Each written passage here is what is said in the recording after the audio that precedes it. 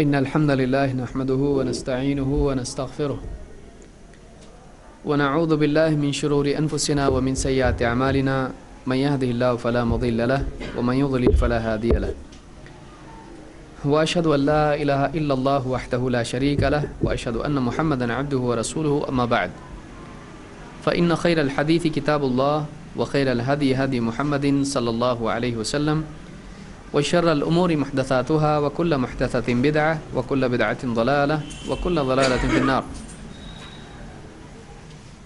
قال الله تبارك وتعالى فاسألوا أهل الذكر إن كنتم لا تعلمون. پچھلے درس میں علماء کے اختلاف سے متعلق ایک مسئلہ ہم نے دیکھا کہ علماء میں اختلاف کے اسباب میں سے ایک بہت بڑا سبب یہ ہے کہ بعض علماء تک حدیث پہنچی اور بعض تک نہیں پہنچی، اور اسی کے ساتھ ساتھ ہم نے ایک اور مسئلہ بھی دیکھا، وہ یہ کہ دین کے معاملات میں حلال و حرام کی تقسیم میں، عبادات کی تفصیل میں، شرعی مسائل میں یہ واقع ہوا ہے کہ اللہ تعالیٰ نے شریعت میں تدرج کے ساتھ میں تبدیلی لائی. اللہ تعالیٰ نے کچھ احکام دیے، بعد میں ان احکام میں تبدیلی کی گئی. نماز کا مسئلہ ہے، پہلے قبلہ بیت المقدس کی طرف تھا، پھر اس کو کعبہ بنا دیا گیا. اسی طرح سے نماز میں بات کرنے کی اجازت تھی لیکن بعد میں وہ ختم کر دی گئی. حلال و حرام کی کئی مسائل ہیں، جیسے پہلے شراب کے سلسلے میں حرمت کی کوئی واضح بات نہیں کہی گئی تھی اور لوگ پیا کرتے تھے، گویا کہ اللہ کی طرف سے ایک سکوتی اقرار تھا کہ اب تک یہ حرام نہیں ہے. لیکن پھر اس کے بعد میں اللہ تعالیٰ نے تدرج کے ساتھ میں کئی سٹیپس میں شراب کو ہمیشہ کے لیے حرام کر دیا. ایسے کئی مسائل ہیں جن میں تبدیلی آئی، اور چونکہ اس تبدیلی کے وقت میں سارے لوگ ایک جگہ موجود نہیں ہوتے تھے، بہت سارے لوگ کسی دوسرے علاقے میں چلے جاتے تھے دعوتی سفر سے، جنگ کے لیے یا تجارتی سفر کی وجہ سے، اور اس زمانے میں ایسا نہیں تھا کہ ایک دن میں آدمی جا کے واپس آ جائے، بلکہ کئی کئی مہینوں کا سفر آدمی کر کے اس کے بعد واپس آتا تھا. تو لازمی اس کا نتیجہ یہ ہوا کہ کچھ باتیں کچھ لوگوں کو معلوم ہوتی تھی، لیکن جو تبدیلی اس میں ہوئی ہے وہ بہت سارے لوگوں کو معلوم نہیں ہوتی تھی. کبھی ایسا ہوتا تھا کہ ایک صحابی اللہ کے نبی صلی اللہ علیہ وسلم کے ہاں ہیں، جو احکام انہوں نے سیکھے، انہی احکام کو لے کر وہ کسی دور علاقے میں جا کر بس گئے. اب جو کچھ انہوں نے سیکھا تھا وہی ان کے پاس تھا. اب اس کے اندر کوئی تبدیلی آئی تو وہ بات ایک لمبے زمانے کے بعد ان کو پہنچتی تھی، کبھی پہنچتی نہیں بھی تھی. لہٰذا جو انہوں نے اللہ کے نبی صلی اللہ علیہ وسلم سے پہلے بات سیکھی تھی وہ اسی بات پر عمل کرتے رہتے تھے، اسی بات کا دوسروں کو بھی فتویٰ اور فیصلہ دیتے تھے. لازمی یہ نتیجہ اس کا نکلا کہ اس علاقے کے لوگ ایک چیز کو مانتے تھے جو پچھلی تھی اس میں تبدیلی آ چکی تھی اور نیا حکم ان کو معلوم نہیں تھا. اور اس طرح سے امت مسلمہ میں کئی مسائل میں فرق واقع ہوا، اختلاف واقع ہوا. اب یہ بھی سمجھتا تھا کہ ہمارے پاس بھی دلیل ہے، اور وہ بھی کہہ رہا ہے کہ ہمارے پاس بھی دلیل ہے، لیکن اب یہاں معلوم یہ نہیں ہے ان کو کہ وہ پہلے کا حکم تھا اور یہ بعد کا حکم ہے. تو ایسا کئی مسائل میں واقع ہوا ہے. بہرحال اس کے بعد ایک دوسری بڑی وجہ جو علماء کے اختلاف کی ہے وہ دلیل کے قبول و رد میں اختلاف. ایک قرآن کی آیت ہے، مثلا قرآن کی آیت کے قبول و رد میں کبھی اختلاف ہوتا ہے، یہ آیت ضعیف ہے، یہ آیت معتبر نہیں ہے، ایسا کبھی ہوگا نہیں. بلکہ قرآن کریم متواتر ہے اور اس کے سلسلے میں امت مسلمہ میں اختلاف نہیں ہے. سارے مسلمان قرآن کریم کی تلاوت کرتے ہیں، دفتین میں موجود ہے، اس میں کوئی اختلاف نہیں ہے. لیکن چونکہ قرآن کریم کے علاوہ دین کے حاصل کرنے کا، سیکھنے کا، سمجھنے کا ذریعہ خود اللہ کے نبی صلی اللہ علیہ وسلم کی سنت اور آپ کا طریقہ ہے، لہٰذا اس باب سے کئی اختلافات امت میں پیدا ہوئے ہیں۔ سنت کو جاننے کا طریقہ حدیث ہے، اور حدیث کے سلسلے میں یہ ہوا ہے کہ حدیث کے بیان کرنے والوں سے دو اعتبار سے غلطی ہوئی ہے۔ بہت سارے حدیث کے بیان کرنے والوں کی طرف سے دو غلطیاں ہوئی ہیں۔ ایک تو یہ کہ وہ دینی اعتبار سے معتبر نہیں بن سکے، لہٰذا اللہ کے حکم کے مطابق ان کی خبر کو قبول کرنا صحیح نہیں۔ ان جاءکم فاسق بنبأ فتبینوا، اگر کوئی فاسق تمہارے پاس کوئی خبر لے کر آتا ہے اس کی تحقیق کرو، یعنی اس خبر کو قبول کرنے کی بجائے اس کو دوسرے سورسز سے چیک کرو۔ اگر وہ خود قبول کرنے لائق ہوتا تو چیک کرنے کی ضرورت تھی نہیں، چونکہ وہ معتبر نہیں ہے لہٰذا اس کی خبر معتبر نہیں ہوگی۔ اگر دوسرے معتبر ذریعے سے ملتی ہے تو قبول کی جائے گی، ورنہ نہیں۔ تو ایک تو یہ کہ اس کے راوی کردار کے اعتبار سے، تقویٰ کے اعتبار سے، دینی اعتبار سے ایسے نہیں تھے جو معتبر ہو سکیں اور ان کی خبر بھی مانی جائے، لہٰذا ان کی بہت ساری حدیثیں معتبر ثابت نہیں ہوئی۔ اور دوسرا یہ کہ راویوں سے بیان کرنے میں غلطی ہونے کی وجہ سے یا حافظہ خراب ہونے کی وجہ سے وہ غیر معتبر ثابت ہوئے، لہٰذا علماء نے ان کی حدیثوں کو قبول نہیں کیا۔ حدیث کے اعتبار سے دو بنیادی سبب ہیں۔ ایک، حدیث بیان کرنے والے کا دینی اعتبار سے معتبر نہ ہونا، معتبر ثابت نہیں ہونا۔ دو، دین میں تو اچھا ہے لیکن یادداشت اچھی نہیں ہے۔ تو کوئی بھی بات اس میں بگاڑ آنے کے دو راستے ہوتے ہیں، خبر میں غلط بات ہونے کے، شامل ہونے کے دو راستے ہوتے ہیں۔ ایک تو یہ کہ آدمی جانتے بوجھتے اپنے فائدے کے لیے اس خبر میں اپنی طرف سے کچھ بات ملا دے یا گھٹا دے یا بدل دے، اس کے اپنے فائدے کے لیے اس نے بات بنا کے بیان کیا، جھوٹ کہا، تو اس کی وجہ کیا ہوتی ہے؟ آدمی کا تقوی والا نہ ہونا۔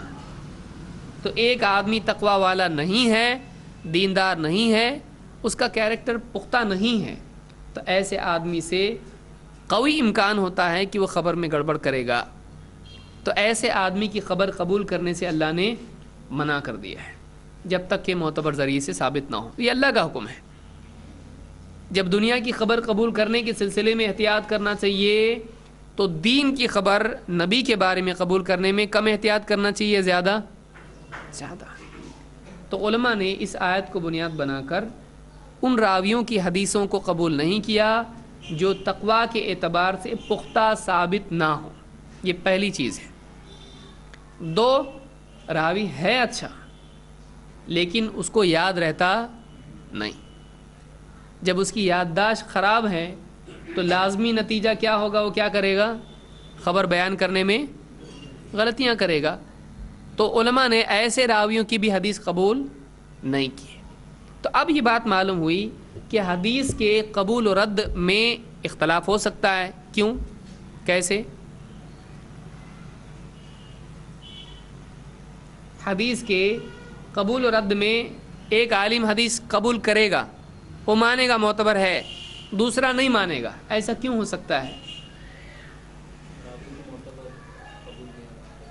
ایک کے نزدیک وہ راوی معتبر ہے اور دوسرے کے نزدیک معتبر نہیں ہے، تو اب کیا ہوگا؟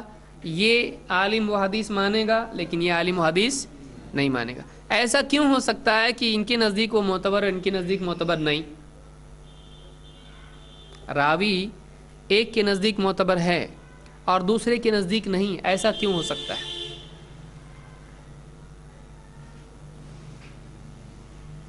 ان کا جھگڑا ہے اس سے جائیداد کا۔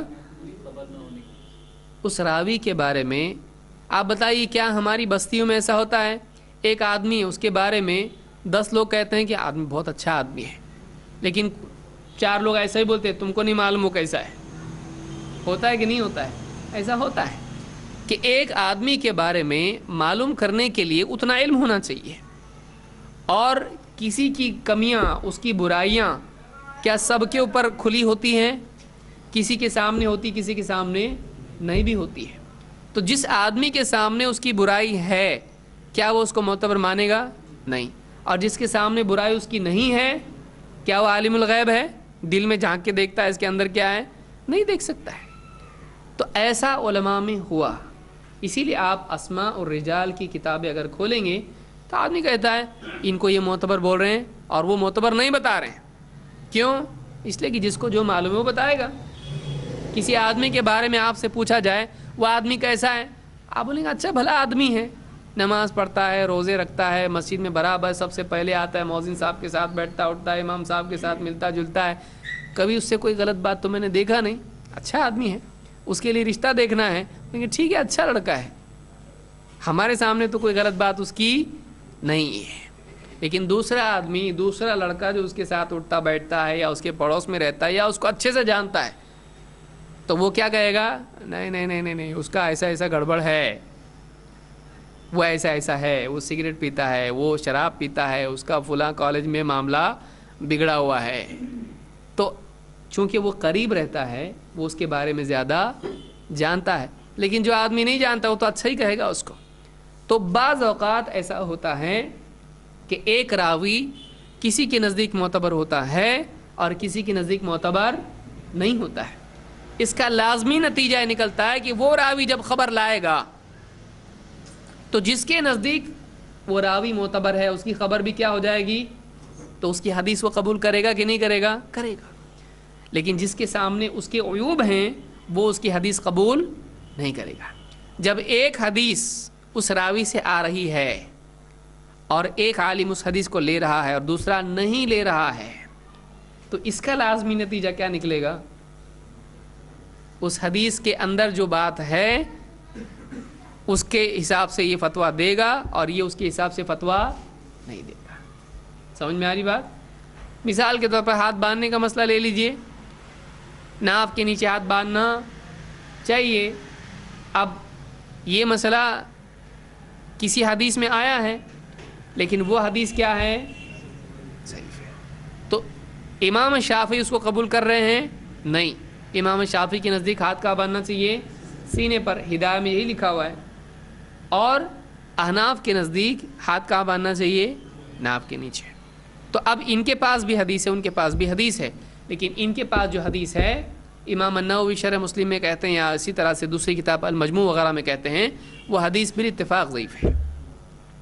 وہ حدیث جو ناف کے نیچے باندھنے کی ہے وہ کیا ہے؟ بالاتفاق ضعیف. اب آپ سوچ سکتے ہیں کہ دین کے کتنے مسائل ہیں. یہ تو ہاتھ باندھنے کا ہوا، ہاتھ اٹھانے کا بھی مسئلہ آئے گا دعا کے لیے، ہاتھ ملانے کا بھی مسئلہ آئے گا مسافے کے لیے. تو ایسے کئی مسائل حلال و حرام کے، عبادات کے، عقیدے کے، کہ اللہ کے نبی صلی اللہ علیہ وسلم کو اللہ نے نور سے پیدا کیا کہ نہیں کیا، حدیث آ گئی. یا اللہ کے نبی صلی اللہ علیہ وسلم کے وسیلے سے آدم علیہ السلام نے دعا کی کہ نہیں کی، حدیث آ گئی. قبر کے اوپر کیا کرنا چاہیے کیا نہیں کرنا چاہیے، حدیث. تو ایسی کئی حدیثیں جو معتبر ہیں اور معتبر نہیں ہیں. اب یہ علماء کے بیچ میں چلی گئی. کسی عالم نے ایک حدیث دیکھی اس کی بنیاد پر فیصلہ دیا، لیکن دوسرے عالم کو معلوم تھا کہ وہ حدیث کیا ہے؟ صحیح نہیں ہے، ضعیف ہے، معتبر نہیں ہے. اور کیا اس میں ہم کسی عالم کو گلٹی بول سکتے ہیں؟ اس کو جو معلوم ہے اس کے حساب سے کرے گا نا. اس کو جو معلوم ہے اس کے حساب سے وہ فیصلہ کرے گا.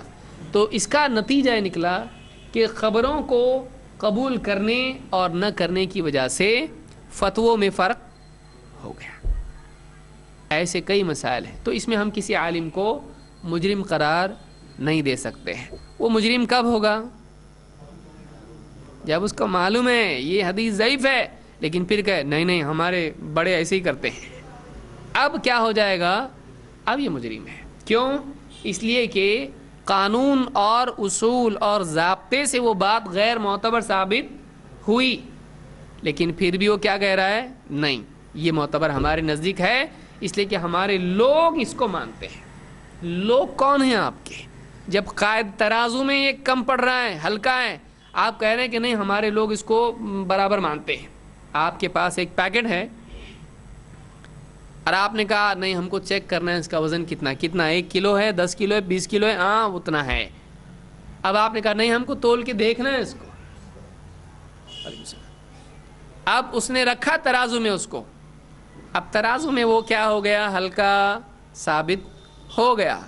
وہ کہا نہیں ہمارے مالک بولتا ہے کہ یہ 1 کلو ہی ہے، کمپنی بولتی ہے 1 کلو ہی ہے. آپ کی کمپنی کون سی کمپنی ہے، ترازو میں دکھ رہا ہے نا یہ.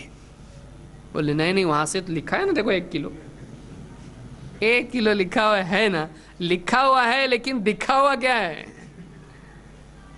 لکھا ہوا تو کچھ بھی ہو سکتا ہے. سمجھ میں آ رہی بات؟ یعنی ایک آدمی جب قاعدے سے کوئی چیز غلط ثابت ہو، پھر بھی اس کے بعد فلاں شخصیت کا نام لے کر اس غلطی کو چھپانے کی کوشش کرے اور اس غیر معتبر چیز کو زبردستی معتبر ثابت کرنے کی کوشش کرے، تو ایسا آدمی کیا ہے، یہ آدمی مجرم ہے، یہ آدمی غلط ہے، یہ آدمی غلط ہے. تو یہاں پر ایک چیز ہم کو معلوم ہوتی ہے کہ کبھی ایسا ہوتا ہے کہ ایک عالم ایک حدیث کو صحیح مانتا ہے اور دوسرا اس کو ضعیف مانتا ہے. کبھی ایسا ہوتا ہے کہ کسی راوی پر اطمینان نہیں ہوتا ہے. اب اس اطمینان نہ ہونے کی وجہ سے ایک تو یہ ہے کہ ایک دم جھوٹا تو مطلب اس کی خبر لیں گے ہی نہیں، ایک دم سچا ٹھیک ہے لیکن مجھ کو لگتا ہے اس سے غلطی ہوئی ہے. ایسا ہوتا ہے زندگی میں ہمارے کہ نہیں ہوتا ہے؟ ہوتا ہے. آدمی تو صحیح لیکن یہ بات سمجھ میں نہیں آ رہی، کچھ تو غلطی ہوئی، اس سے لگ رہا ہے ایسا. ہوتا ہے کہ نہیں ہوتا ہے ایسا؟ تو کبھی کبھی عالم کو ایسا بھی شبہ لاحق ہو جاتا ہے کہ وہ کسی راوی کی خبر پر اعتماد نہیں کر پاتا ہے، کسی اور وجہ سے اس کو ایسا لگتا ہے کہ اس راوی سے غلطی ہوئی ہے، لہٰذا جب اس کو اعتماد اس خبر پہ نہیں ہے تو قبول کرے گا اس کو. کیوں؟ اس لیے کہ جب تک کہ کوئی خبر پختگی کے ساتھ ثابت نہ ہو جائے کہ ہاں یہ صحیح ہے، تب تک کہ وہ قبول کرے گا اس کو نہیں. اس وجہ سے بھی علماء میں بعض اوقات اختلاف ہوتا ہے. جیسے مثلا بعض علماء نے بخاری کی بعض حدیثوں کو قبول نہیں کیا. ابن الجوزی رحمۃ اللہ علیہ نے کہا ضعیف حدیث ہے، حالانکہ وہ حدیث صحیح ہے لیکن ان کو کیا ہو گیا، سہو ہو گیا، بھول ہو گئی ان سے، ان کو اطمینان نہیں اس حدیث کے اوپر. اب وہ کوئی آدمی ایسے ہی ہے جو چوراہے پر بیٹھتا ہے. ابن الجوزی کیسے ہیں؟ بڑے علماء میں سے ہیں، ایسے نہیں کہ بس کوئی بھی کہے ان کو کون پوچھتا ہے، یہ غلط آدمی ہے. ابن الجوزی کے بارے میں آپ ایسا بول سکتے ہیں؟ ابن الجوزی کے بارے میں لوگ غلط فہمی میں مبتلا ہو سکتے ہیں. 2 عالم ہیں، دیکھیے اس کو آج یاد رکھیے. ایک ہیں ابن قیم الجوزیہ اور دوسرے ہیں ابن الجوزی. دونوں ایک ہی ہے نا؟ نہیں، دونوں ایک نہیں ہیں.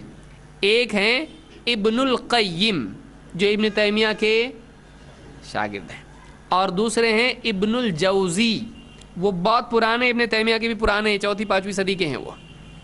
تو ابن الجوزی پرانے ہیں اور ابن قیم الجوزیہ یہ الگ ہیں. وہ جوزی کی وجہ سے یعنی غلطی ہو سکتی ہے آدمی سے. تو ابن القیم یا ابن قیم الجوزیہ جن کی کتاب زاد المعاد یا اعلام الواقعین یا ہدایت الحیارہ یا اسی طرح سے دوسری اور بھی کتابیں ان کی ہیں، یہ ابن القیم ہیں. ابن الجوزی کون سے ہیں؟ یہ دوسرے بڑے عالم ہیں جو محدث بھی تھے، اور ان کی کئی کتابیں ہیں جس میں سے ایک مشہور کتاب کون سی ہے؟ تلبیس و ابلیس. تو یہ 2 الگ الگ عالم ہیں. تو ابن الجوزی نے بعض روایات جو معتبر ہیں ان کو اپنی کتاب الموضوعات، جھوٹی حدیثیں، اس میں ڈال دیا ہے. کیوں؟ ان کی تحقیق کے اعتبار سے وہ معتبر نہیں ہیں. تو ایسا کبھی ہو سکتا ہے. اب اس میں دیکھنا یہ پڑتا ہے کہ جو عالم ضعیف کہہ رہا ہے اور جو عالم صحیح کہہ رہا ہے دونوں کی دلیل کیا ہے. اصول کے اعتبار سے جس کی بات صحیح ہے اس بات کو قبول کیا جاتا ہے. تو بہرحال تو ایسا ہو سکتا ہے. اس میں ایک بہت سوچنے کی چیز یہ ہے کہ اکثر ہوتا یہ ہے کہ ایک عالم کسی حدیث کو قبول نہیں کرتا ہے اور وہ عالم معتبر ہے، اچھا عالم ہے، اس کی تحقیق سے اس کو حدیث پر اعتماد نہیں ہو رہا ہے اور وہ حدیث کو قبول نہیں کرتا ہے، لیکن آپ کے نزدیک حدیث کیا ہے؟ معتبر ہے۔ اب آپ نے کہا عالم صاحب دیکھیے یہ حدیث، اس نے کہا نہیں میرے نزدیک یہ معتبر نہیں ہے۔ اب آپ فوراً کیا کرتے ہیں؟ حدیث نہیں مانتا ہے، یہ کافر ہے، فوراً کیا کر دیتے ہیں اس کو؟ حدیث کا یا اس کے اوپر لیبل کیا لگاتے ہیں؟ یہ منکر حدیث ہے۔ لہٰذا ایک آدمی کو دیکھنا چاہیے کہ اگر کوئی عالم کسی حدیث کو قبول نہیں کرتا ہے تو کیا اس کی اپنی تحقیق ہے؟ اگر واقعی وہ محققین میں سے ہے اور کسی شبے کی وجہ سے وہ حدیث کو قبول نہیں کر رہا ہے تو اس کا اور اللہ کا معاملہ ہے، اس کا اور اللہ کا معاملہ ہے۔ آپ اس پر کافر ہونے کا فتویٰ لگائیں گے نہیں۔ خامخواہ ہمارے پاس مطلب ان اسٹیکر جیب میں لیبل لے کے گھومتے ہم لوگ، حدیث نہیں مانا سر پہ اس کے لگاؤ کافر، تو ایسا کرنا نہیں چاہیے۔ کیوں؟ اس لیے کہ اگر ایسا کیا تو بڑے بڑے علماء کے اوپر بھی کیا لگانا پڑے گا؟ کافر۔ بڑے بڑے علماء ہیں، انہوں نے بعض احادیث کو قبول نہیں کیا ہے، قبول نہیں کیا، رد کیا ہے، اور آج ہم مانتے ہیں کہ وہ حدیث صحیح ہے۔ کیوں؟ اس لیے کہ اس حدیث کے قواعد کی وجہ سے وہ صحیح ہے، لیکن اس عالم سے غلطی ہو گئی۔ لیکن انہوں نے جان بوجھ کے حدیث کا انکار کیا نہیں، ان کی تحقیق کے اعتبار سے وہ صحیح نہیں ہے۔ تو تحقیق میں غلطی ہو سکتی ہے کہ نہیں ہو سکتی ہے؟ اگر کسی سے تحقیق میں غلطی ہوتی ہے تو کیا وہ کافر ہو جاتا؟ اور اگر وہ مجتہد ہے اور تحقیق میں غلطی ہوئی تو کیا ہوتا؟ ایک اجر اس کو ملتا، تو اس کو تو مل رہا ہے اجر، اور آپ اس کو کیا قرار دے رہے ہیں؟ کافر۔ تو کتنے دور، یہ ادھر آپ جا رہے ہیں ادھر جا رہے ہیں۔ ویسے ہی جیسے وہ صحابی تھے جنہوں نے کہا کہ میں تو یہ بھی نہیں چاہتا کہ میرا گھر مسجد نبوی کے بازو میں رہے۔ ہم دیکھیں نا اختلاف کی غلط فہمی۔ تو ایک آدمی اللہ کے نزدیک اجر کا حقدار ہے اور آپ کے نزدیک وہ کیا بن گیا؟ کافر بن گیا۔ تو اتنی جلد بازی کسی کے بارے میں فیصلہ کرنے میں نہیں کرنا چاہیے، لوگوں کو موقع دینا چاہیے۔ ہاں سب سامنے آنے کے بعد وہ کہے ٹھیک ہے سب صحیح ہے لیکن میں نہیں مانوں گا، تو اب یہ کیا ہے؟ اس کو دھکا دینے کی ضرورت نہیں، یہ خود ہی گرنے والا ہے، یہ خود ہی کھائی میں گرنے والا ہے، یہ آلریڈی پاؤں اس کا پھسل چکا ہے۔ اس بارے میں دیکھیے کہ کسی معتبر خبر پر بھی کسی معتبر عالم کو شک ہونے کی وجہ سے وہ اس کو قبول نہیں کرتا ہے، ایسا ہو سکتا ہے کیا؟ تو اس کی مثال ہم لوگ دیکھتے ہیں۔ عبد الرحمن ابن ابزہ فرماتے ہیں، پیج نمبر ہم کہاں ہیں؟ 6۔ عبد الرحمن ابن ابزہ فرماتے ہیں ان رجلا اتى عمر، ایک آدمی عمر رضی اللہ تعالیٰ عنہ کے پاس آیا، فقال انی اجنبت، اس نے کہا میں اجنبت، جنوبی ہو گیا۔ جنوبی کس کو کہتے ہیں؟ جنابت کو کہتے ہیں، اور جنابت کس کو کہتے ہیں؟ جنوبی کو۔ جنابت کہتے کس کو ہے؟ ہم بستری کرنے کو، مباشرت کرنے کے بعد جو چائے وائے پیے گا آدمی، کھانا کھائے گا، اس کو جنابت کہتے ہیں۔ کیا جنابت؟ کیا احتلام کی حالت میں ہونا، اس کو جنابت کہتے ہیں؟ نہیں کیا ہاں کیا نہیں کیا ہاں دونوں؟ ہاں بھی نہیں بھی، اس میں دو قول ہیں۔ ہاں آدمی سوچتا غلط نکلا تو پھانسی ہوگی بھائی، کیا ہوگا اور کیا ہے، ایک ہی فیصلہ ہوگا، پھانسی۔ ہاں انسان کو غسل کی ضرورت ہو، جیسے جمعہ کے دن آدمی کو غسل کرنا ہے تو جنابت کی حالت میں ہے۔ دیکھیے دو چیزیں ہیں، آدمی سوچتا ہے کہ کیا بولوں، بولنے کے وقت میں الفاظ جو ہیں، بچے ہمارے کیسے بھاگتے ہیں تو ویسے آدمی کے الفاظ بھاگنا شروع ہو جاتے ہیں۔ دو حالتیں ہیں، ایک آدمی بیوی سے صحبت کرے یا اس کو احتلام ہو جائے، اس کے بعد وہ نماز نہیں پڑھ سکتا ہے، تو جب تک کہ وہ غسل نہیں کرتا ہے وہ جنابت کی حالت میں ہوتا ہے۔ اس لیے کہ وہ ایک جانب ہو جاتا ہے، نماز سے دور، جانب اس جانب ہے، وہ آ سکتا ہے وہ نماز کے لیے، وہ دوسری جانب تو جنابت جنب سے ہے، جنابت سے جانب ہو گیا وہ دوسری. تو جنابت کی حالت وہ حالت ہے جس میں آدمی نماز نہیں پڑھ سکتا ہے صحبت کی وجہ سے بیوی سے یا پھر احتلام کی وجہ سے. تو اس کو کیا کہتے ہیں؟ جنابت کی حالت. تو عورت جنابت کی حالت میں ہوتی ہے یا مرد؟ ہاں دونوں بھی ہوتے ہیں. ٹھیک ہے. اس لیے حضرت میمونہ رضی اللہ تعالیٰ کی روایت میں ہے، فرماتی ہیں کہ جب اللہ کے نبی صلی اللہ علیہ وسلم گھر میں آئے اور پانی رکھا ہوا تھا تو اللہ کے نبی صلی اللہ علیہ وسلم نے اس سے وضو یا غسل کرنے کا ارادہ جب کیا تو کہا یا رسول اللہ انی کنت جنبن، میں جنوبی تھی، یعنی یہ میرا بچا ہوا پانی ہے، میں نے غسل کیا اس پانی سے. تو آپ نے فرمایا کہ پانی جنوبی نہیں ہوتا ہے. تو مرد اور عورت دونوں کے لیے یہ لفظ استعمال ہوتا ہے. اس آدمی کو یا عورت کو کیا کہتے ہیں؟ جنوبی. بعض لوگ جنبی پڑھتے ہیں اس کو، وہ کیا ہے؟ جنوبی. جنوبی نہیں، مشرقی مغربی شمالی اور جنوبی، جنوبی واو نہیں ہے اس میں. ٹھیک ہے. چلیے ایک چیز معلوم پڑی آج.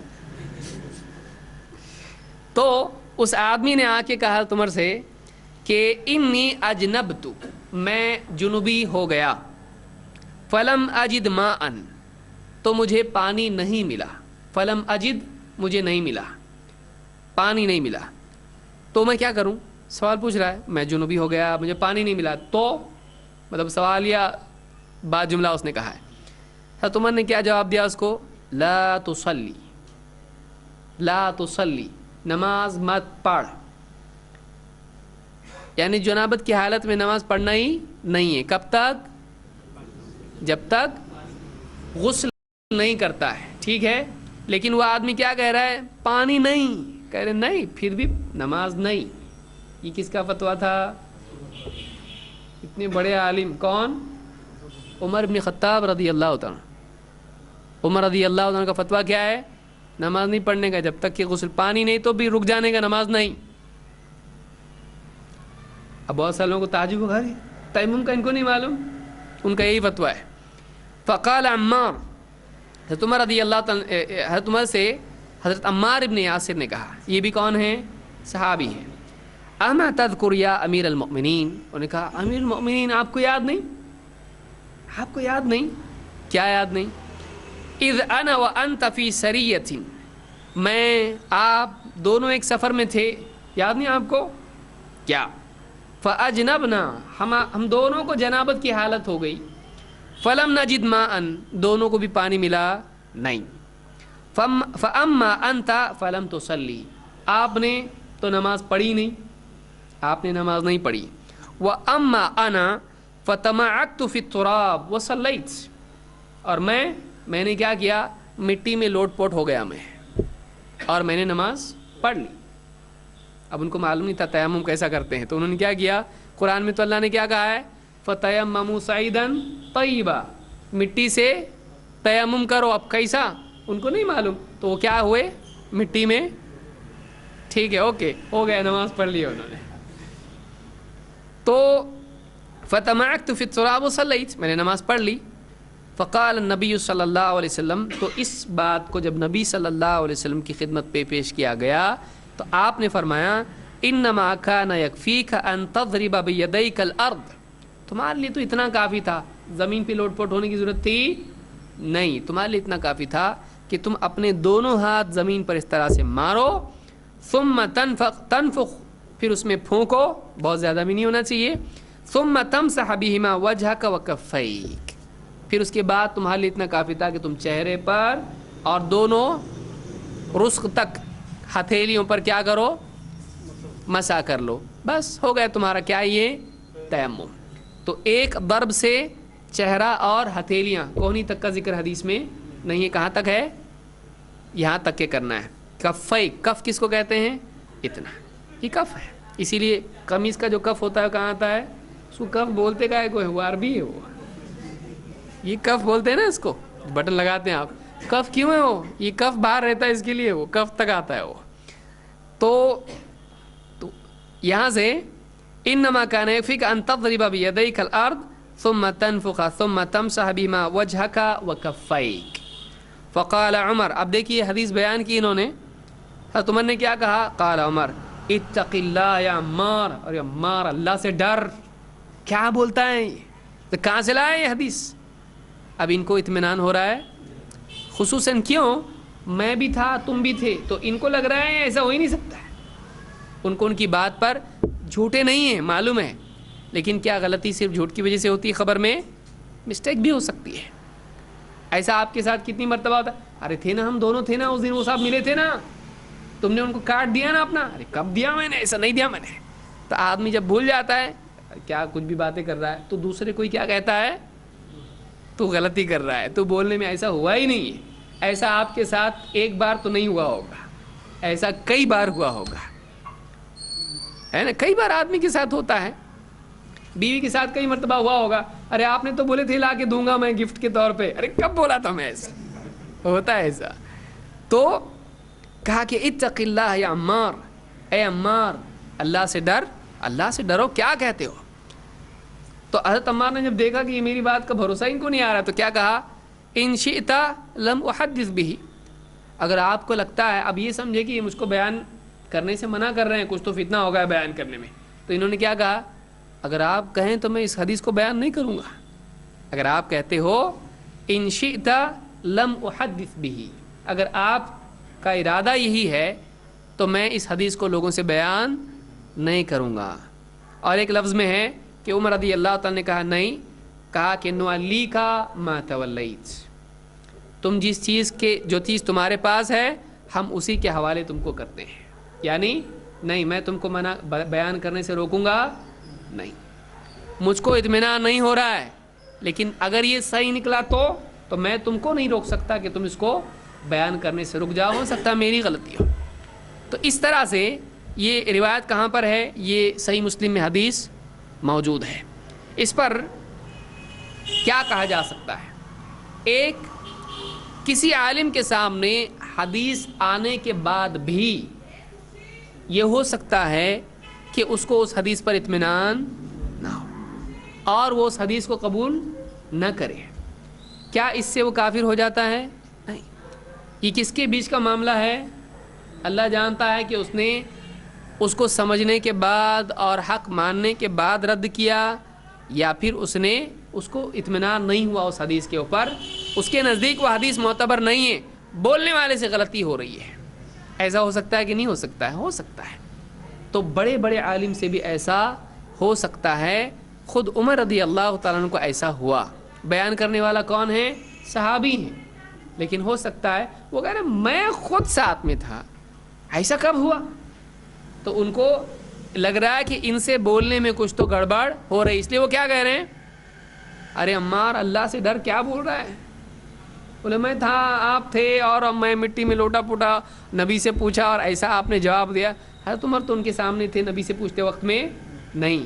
تو ان کو ایسا لگ رہا ہے ایسا نہیں ہے، اس سے بولنے میں سمجھنے میں کچھ تو گڑبڑ ہو رہی ہے. تو ایسا کسی عالم سے ہو سکتا ہے اور وہ حدیث کو قبول نہیں کرتا ہے، اس لیے کہ اس کو اس میں اطمینان نہیں ہوتا ہے. اسی لیے ان کا فتویٰ کیا تھا؟ پانی نہیں ملا تو تیمم نہیں. کیا کرنا؟ جب تک کہ غسل نہیں کرتا ہے آدمی نماز نہیں پڑھ سکتا ہے. یہ کس کا فتویٰ ہے؟ عمر ابن. صحیح فتویٰ کیا ہے؟ پانی نہیں ملا تو تیمم کر سکتا ہے.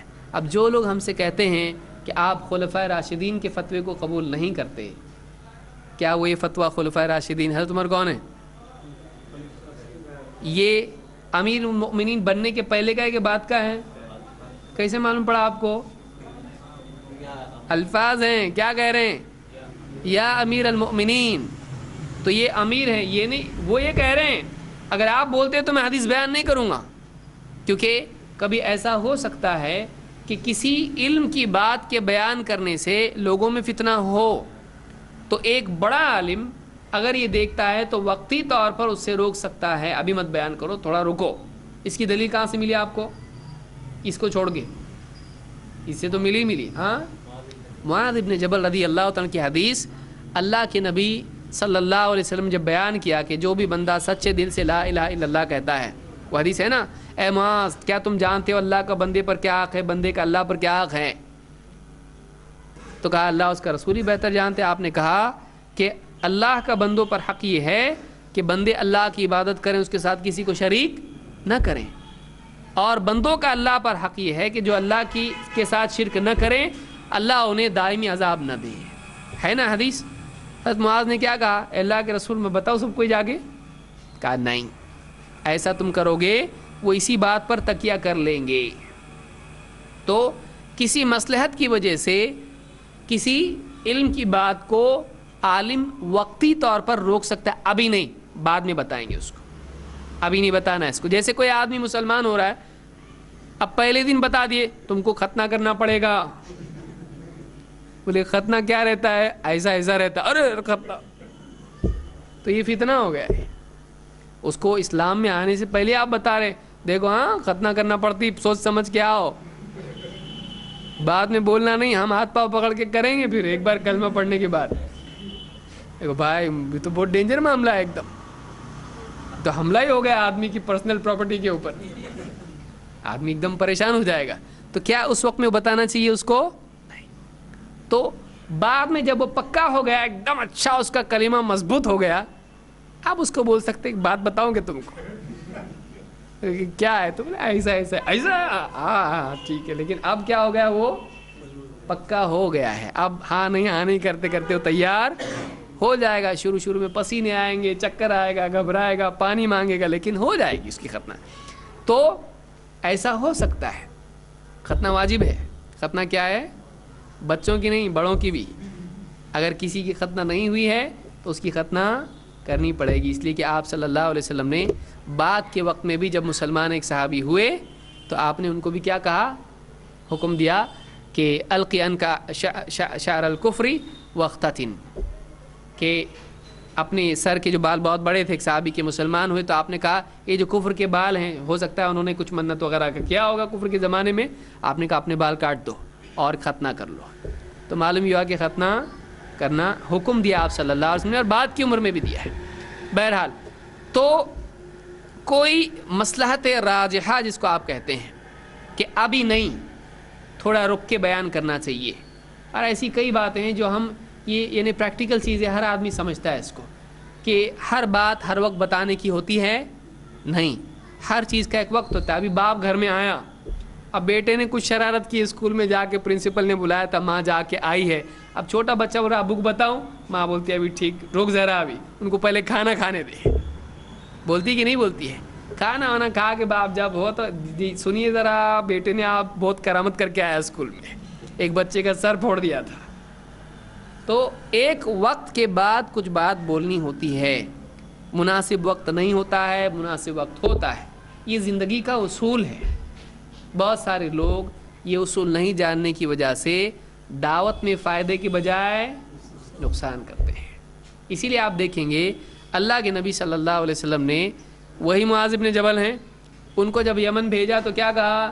تم جا رہے ہو ایسی قوم کے پاس جو اہل کتاب ہیں، سب سے پہلی بات جو تم ان کو بتاؤ کہ کیا ہے وہ لا الہ الا اللہ محمد رسول اللہ. جب وہ اس کو مان لیں تو بتانا 5 نمازیں ہیں.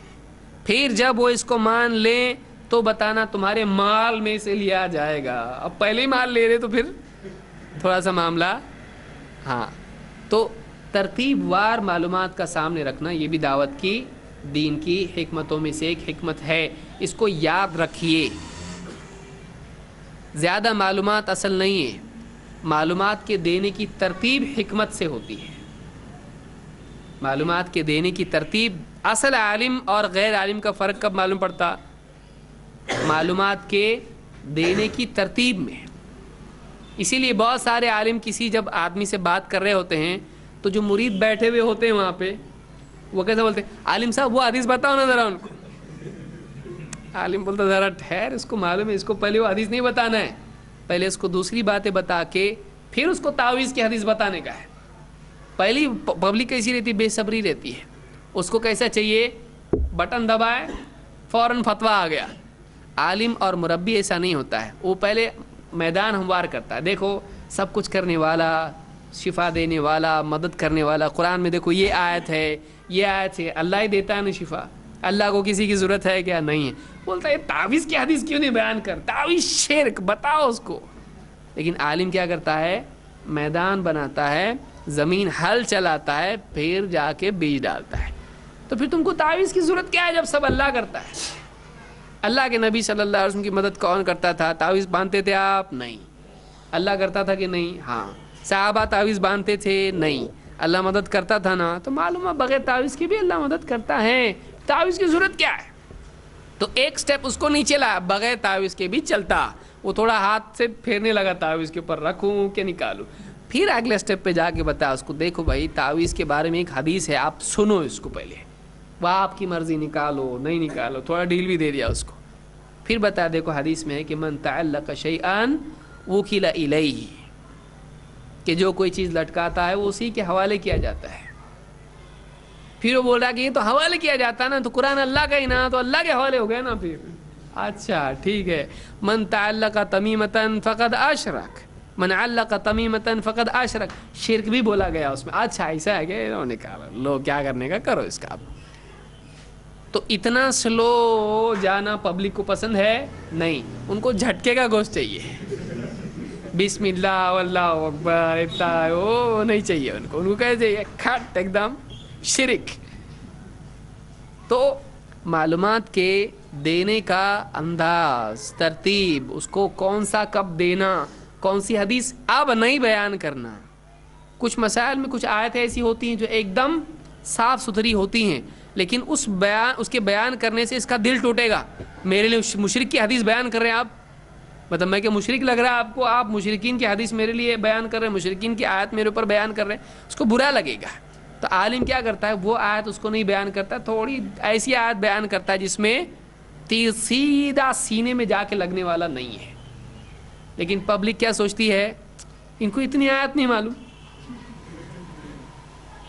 تو اس کو آیت معلوم ہے، اس کا شان نزول معلوم ہے، اس کی تفسیر معلوم ہے، اس کے مفردات معلوم ہے، سب معلوم ہے، لیکن وہ جانتا ہے یہ آیت نہیں، دوسری آیت سے یہاں پہ کام چلانا پڑے گا.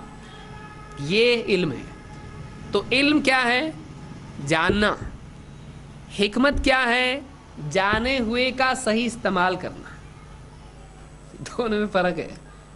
علم ہے، اپنے کو معلوم ہے، ساری دوائیں معلوم ہیں، لیکن حکمت کیا ہے؟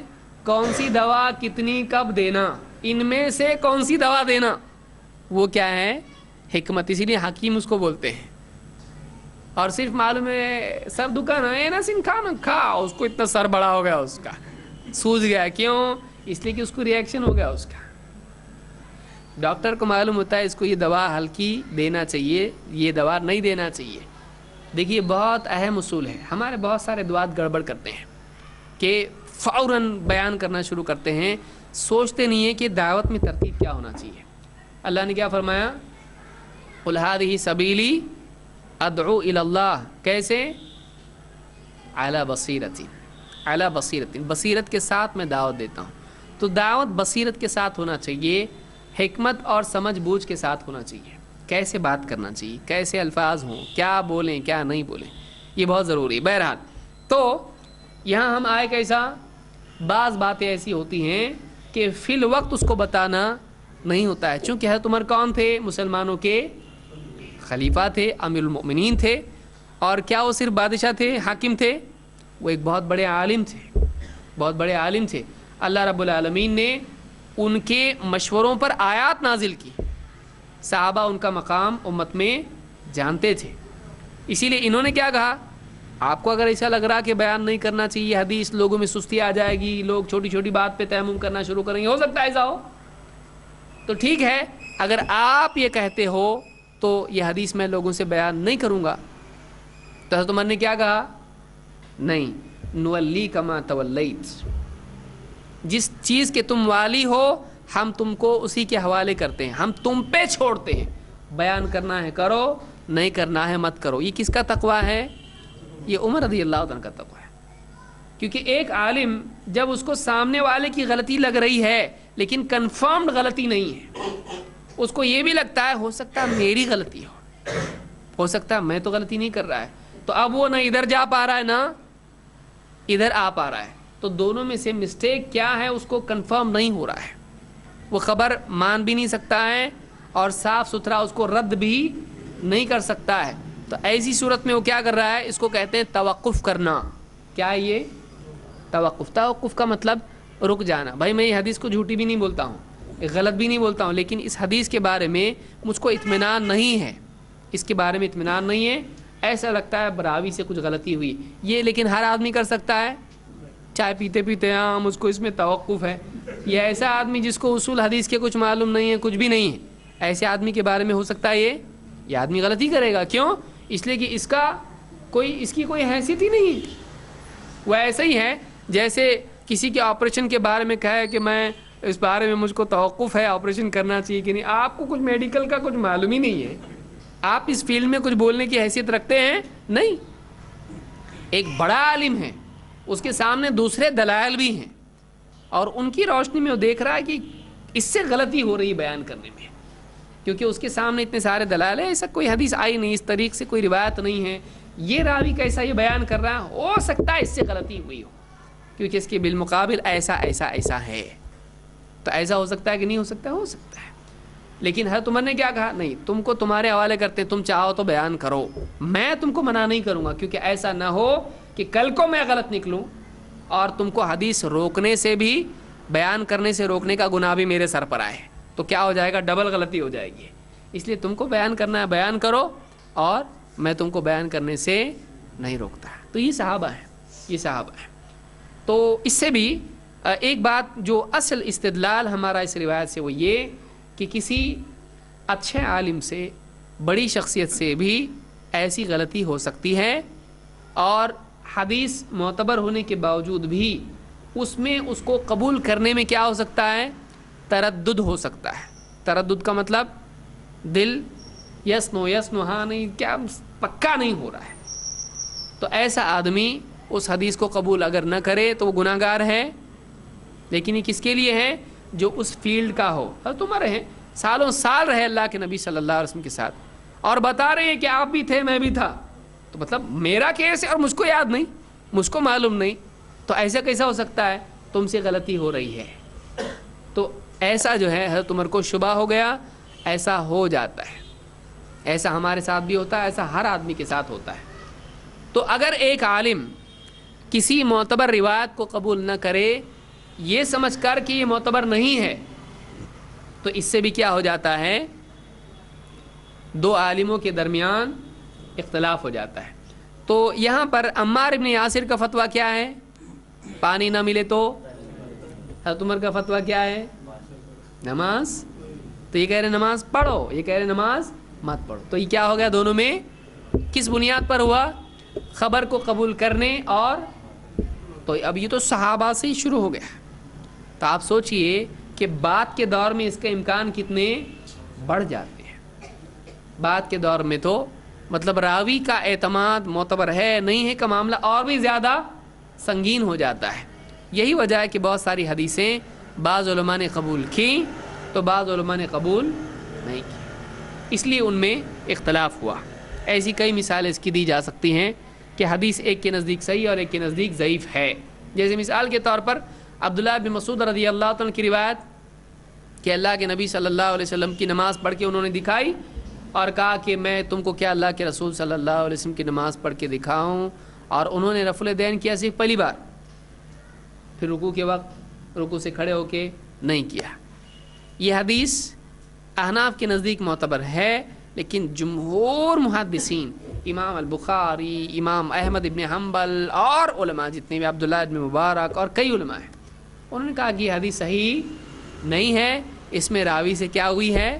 غلطی ہوئی ہے.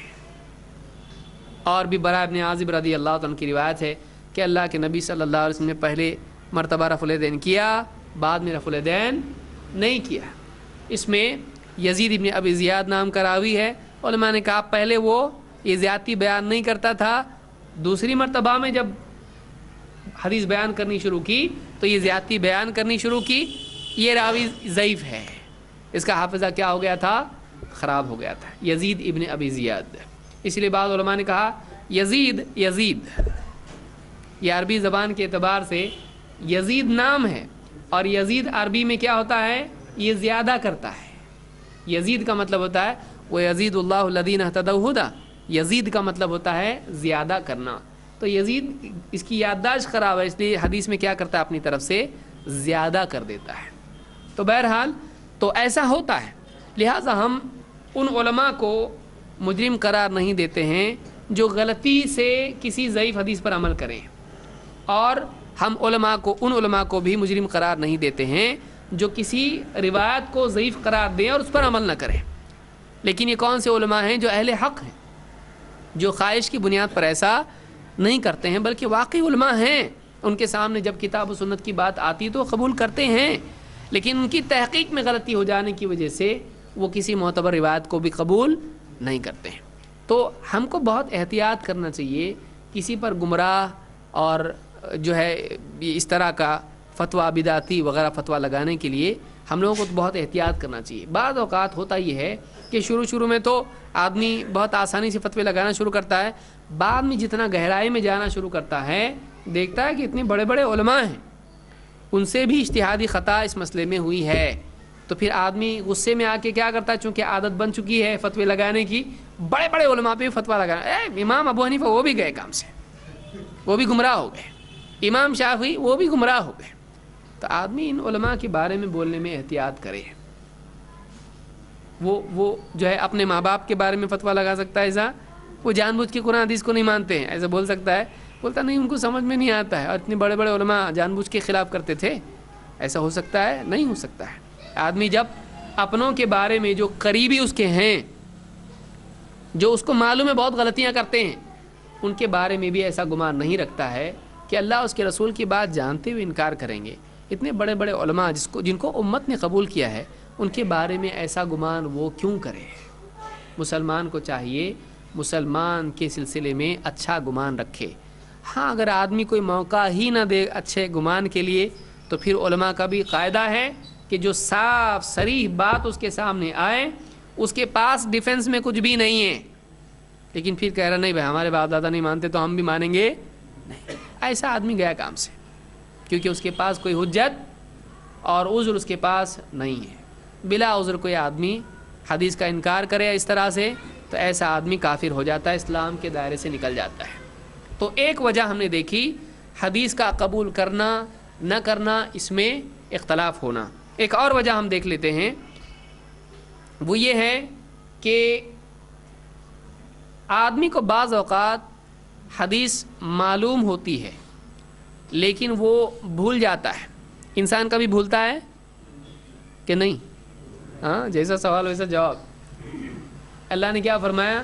وَمَا كَانَ رَبُّكَ نَسِيًّا، آپ کا رب کبھی بھولتا نہیں ہے. معلوم ہوا رب کے علاوہ سب بھولتے ہیں. اسی لیے پہلا انسان کون تھا؟ آدم علیہ السلام. اللہ نے کیا فرمایا؟ فَنَسِيَ وَلَمْ نَجِدْ لَهُ عَزْمًا، آدم علیہ السلام بھول گئے اور ہم نے ان میں عزم کی پختگی نہیں پائی. تو پہلے انسان ہی کیا ہو گئے تھے جنت میں؟ بھول گئے. اللہ نے کہا تھا دیکھو اس پیڑ کے قریب مت جانا، ایسا ہے ویسا سب بھول گئے ہو. اور شیطان آیا، اس نے کہا بتاؤں ایک ہمیشگی کا پیڑ، کھاتے ہی فرشتے جیسے بن جاؤ گے. انہوں نے سوچا ہمیشہ کی زندگی ملے گی، اللہ کا ذکر کریں گے، جنت میں رہیں گے ہمیشہ، اللہ کی بات کتنا اچھا ہے، فرشتوں جیسے بن جائیں گے. کھایا تو بھول گئے وہ بات جو اللہ نے ان کو بتائی تھی. تو انسان بھولتا ہے، لیکن اللہ، کیا اللہ کے نبی بھولتے ہیں؟ اللہ کے نبی صلی اللہ علیہ وسلم بھول گئے، کیونکہ آپ صلی اللہ علیہ وسلم بھی کیا تھے؟ انسان تھے. بھولنا انسان کے لیے عیب کی چیز نہیں ہے، کیونکہ اللہ نے بنایا اس کو ایسا ہے. اللہ نے انسان کو بنایا ایسا ہے کہ وہ بھولے گا. وہ ایسی چیز نہیں کہ نہیں ہونا چاہیے ایسا. بھولتا ہے انسان، لیکن اللہ تعالیٰ، اللہ نہیں بھولتا ہے. لا یضل ربی ولا ینسا، میرا رب غلطی نہیں کرتا ہے اور میرا رب بھولتا بھی نہیں ہے. اللہ کے نبی صلی اللہ علیہ وسلم نے نماز پڑھائی، اور نماز 2 رکعت پڑھائی، ظہر عصر کی نماز تھی، اور آپ گئے کھونٹے کے پاس جا کے کھڑے ہوئے اور آپ کے چہرے پر غصہ اور فکر تھی. صحابہ نے دیکھا 4 رکعت کی بجائے کتنی پڑھا ہے؟ 2. اب سب سوچ رہے کیا ہوا ایسا. اب چونکہ سب جانتے تھے کہ نماز کے مسائل میں یا دوسرے مسائل میں کئی چینجز آ چکے ہیں، چلو ہو سکتا ہے 4 کی ہو گئی ابھی کتنی 2، لیکن ایک صحابی سے رہا نہیں گیا، ہمت کر کے وہ کھڑے ہوئے. ان کا نام، ان کو ذوالیدین کہا جاتا تھا، 2 ہاتھوں والا. ان کے ہاتھ لمبے تھے، اس وجہ سے ان کو کیا کہتے تھے؟ ذوالیدین. وہ کھڑے ہوئے کہا اللہ کے رسول یا تو نماز کم ہوئی یا تو آپ بھول گئے. بہت ہمت کر کے، صحابہ بولنے کو بہت ڈرتے تھے، اللہ کے نبی صلی اللہ علیہ وسلم کا بہت احترام کرتے تھے. تو کہا اللہ کے رسول، کیونکہ یہ نہیں کہا اے اللہ کے رسول آپ بھول گئے، ہاں 2 رکعت تھی. انہوں نے، وہ جانتے، دیکھیے صحابہ کا ادب کتنا تھا. انہوں نے کیا کہا کہ اللہ کے رسول یا تو نماز میں کچھ کمی ہوئی ہے یا آپ کچھ بھول گئے ہیں. یہ بھی ہو سکتا ہے نماز میں کمی ہوئی اللہ کی طرف سے، یا پھر آپ بھولے ہیں. اگر نہیں کمی ہوئی تو پھر کیا ہے؟ بھولے ہیں. تو آپ صلی اللہ علیہ وسلم کو دیکھ کے کہا نہیں، نہ میں بھولا ہوں نہ کوئی نماز میں کمی ہوئی ہے، نہ میں بھولا ہوں نہ نماز میں کمی ہوئی ہے. پھر آپ کو لگا صحیح تو نہیں بول رہا یہ، آپ نے کہاں سے اس کو یہ کیا؟ اب دیکھیے نبی صلی اللہ علیہ وسلم، آپ کی یادداشت، اور یہ ذوالیدین ہیں، ان کی یادداشت، کہاں نبی اور کہاں صحابی. لیکن اللہ کے نبی صلی اللہ علیہ وسلم نے دوسرے صحابہ کو دیکھا، کیونکہ وہ بھی تھے. آپ نے ان سے کہا یہ کیا کہہ رہا ہے؟ ذوالیدین کیا کہتا ہے؟ صاحب نے ہاں آپ نے 2 ہی پڑھائی ہے، آپ نے 2 ہی رکعتیں پڑھائی ہے. تو جب بات کنفرم ہو گئی کہ نہیں آپ نے 2 ہی پڑھائی اور کم ہوئی تھی اللہ کی طرف سے نہیں، تو آپ نے پھر آئے اور آپ نے بچی ہوئی 2 رکعتیں پڑھائیں، اور اس کے بعد سجدہ سہو کیا. ہم کو معلوم کیسا پڑھا کرنا کیا؟ تو آپ نے 2 سجدے بھول کے کیے، اور اس کے بعد آپ نے جو بھی کہا کہ میں تمہاری طرح انسان ہوں، جب میں بھول جاتا ہوں تم کو یاد دلا، وغیرہ وغیرہ، بہت ساری اس باب میں تفصیل آئی ہے. تو آپ کو پہلے لگا کہ اس سے غلطی ہو رہی ہے، اسی لیے آپ نے ایک دم پکا کیا کہا؟ آپ کو جو یاد تھا آپ نے کہا نہ میں بھولا ہوں نہ نماز میں کوئی کمی. لیکن آپ کو جب لگا کہ نہیں ہو سکتا ایسا ہوا ہو، پچھلی روایت میں بھی ہم نے دیکھا، تو آپ نے باقی لوگوں سے کنفرم کرایا. آپ نے پوچھا کہ ذوالیدین کیا کہتا ہے؟ سب نے کہا کہ ہاں آپ نے 2 ہی پڑھائی ہے. تو آپ نے پھر 2 باقی کی، جو بچی ہوئی 2 تھیں وہ پڑھی، اور اس کے بعد کیا کیا؟ اس سے 2 مسئلے اہل حدیث نے اور محدثین نے نکالے. نمبر 1 فقہی 2 مسئلے ہیں، عقیدے کے تو بعد میں دیکھیں گے، اجتہاد کے بعد میں دیکھیں گے، حدیث کا بعد میں دیکھیں گے. 1، اگر امام سلام پھیرے 2 رکعتوں پر تو اس کے بعد یاد دلایا جائے یا اس کو یاد آئے تو پوری نماز واپس سے پڑھے گا؟ نہیں، وہ کیا کرے گا؟ بچی ہوئی نماز پڑھے گا. دوسرا مسئلہ یہ کہ اگر اس کے بعد اس کو بات کرنا پڑے جو نماز ہی سے متعلق ہو، اگر بات کوئی کرتا ہے عالم صاحب آپ نماز میں بھول گئے، 3 رکعت پڑھے آپ نے، اب یہ کیا ہو گئی؟ بات، لیکن کس سے متعلق ہے؟ نماز ہی سے متعلق ہے. تو نماز ٹوٹی کیا؟ نہیں. اگر بات کر بھی لیا ہے تب بھی اس کی کیا ہے؟ اب بھی وہ بچی ہوئی نماز پڑھ سکتا ہے، کیونکہ اگر بات کرنے سے نماز ٹوٹ جاتی، پھر سے پڑھنا پڑتا، تو سب سے پہلے اس پہ عمل کون کرتا؟ یا آپ بتاتے دیکھو یہ آج کے لیے ہے، اس کے بعد اگر کسی سے ایسا ہوا تو اس کو پھر سے پڑھنی پڑے گی. بتاتے کہ نہیں بتاتے؟ تو آپ نے تو یہی بتایا، دوسرا تو کچھ بتایا نہیں. تو اس سے معلوم ہوا کہ یہ 2 مسئلے ہم کو معلوم ہوئے. اس سے ایک مسئلہ یہ بھی معلوم ہوا کہ انبیاء بھی بھول سکتے ہیں. یہ عقیدے کا مسئلہ ہے کہ نبی بھی بھول سکتے ہیں کہ نہیں بھول سکتے ہیں؟ بھول سکتے ہیں. یہ بھی معلوم ہوا کہ اگر ایک راوی اگر بہت معتبر ہے اور اگر وہ بتا رہا ہے ایسا نہیں ایسا، لیکن اس کے بالمقابل کئی فقہ راوی ہیں، تو ترجیح کس کی روایت کو دی جائے گی؟ زیادہ کی. اسی سے علماء نے مسئلہ لیا کہ اگر ایک طریق میں ایک استاد سے کئی راوی حدیث لے رہے ہیں اور ایک فقہ راوی چاہے وہ قوی ہو وہ الگ ہو جائے، اور کئی دوسرے راوی ہیں جو اسی حدیث کو بیان کر رہے ہیں اس سے ہٹ کے، تو اب اس کی ماننا کہ اس کی ماننا، دونوں کو جمع کرنے کا موقع اگر نہ ہو تو کس کو ترجیح دیں گے؟ جو زیادہ راوی ہیں، جیسا کہ خود اللہ کے نبی صلی اللہ علیہ وسلم نے یہاں پر کیا. یہی اصول ہے. تو آپ نے ان کی خبر کو اپنی خبر پر ترجیح دی، آپ نے اپنی خبر پر ان کی خبر کو ترجیح دی. تو یہ مسئلہ اس سے نکلتا ہے. اور بھی بات اس میں کہی جا سکتی ہیں. تو مجتہد سے بھول ہو سکتی کہ نہیں ہو سکتی ہے؟ ہو سکتی ہے. اب ہم دیکھتے ہیں کہ بھولنے کا مسئلہ کیا ہے. ایک مجتہد ہے، اس کے سامنے حدیث آئی اور مسئلہ آیا، فتویٰ پوچھا کسی نے، اور وہ حدیث اس کے پاس ہے لیکن اس وقت اس کے ذہن میں نہیں ہے، وہ بھول چکا ہے اس حدیث کو.